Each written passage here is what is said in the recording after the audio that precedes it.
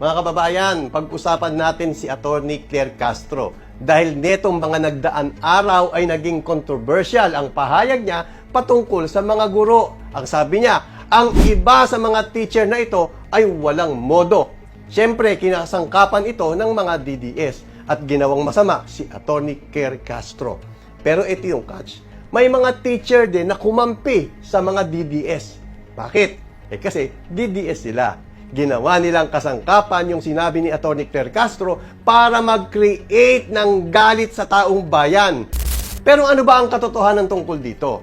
Ang katotohanan, mga DDS ang mga galit kay Attorney Claire Castro. Dahil ang pahayag niya ay hindi in general. Ang sabi niya, ang ilan sa mga guro na nagtuturo ng kawalan ng modo sa mga estudyante.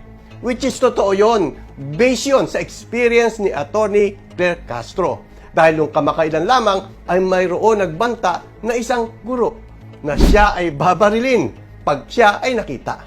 At dito na nga nanggaling yung sinasabi ni Attorney Claire Castro na ang iba sa mga guro ay nagtuturo ng kawalan ng modo sa kanilang estudyante. Tama yung sinabi niya. Pero ito lang ang masasabi ko sa mga teacher. Hindi lahat. Maraming teacher na mababait. Maraming teacher na may modo. Pero majority ng mga teacher na walang modo ay ang mga DDS. Dahil sila ay utak kriminal dahil nanggaling yun kay Duterte.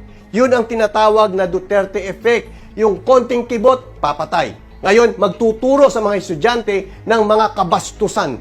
Nung kamakailan lamang may nag-trending din na teacher, di ba? Yung mga estudyante niya na elementary, kung ano-anong katarantaduhan ang itinuturo niya. Yung mga magulang nasa bahay, akala nila yung kanilang anak ay natuturuan ng magandang asal.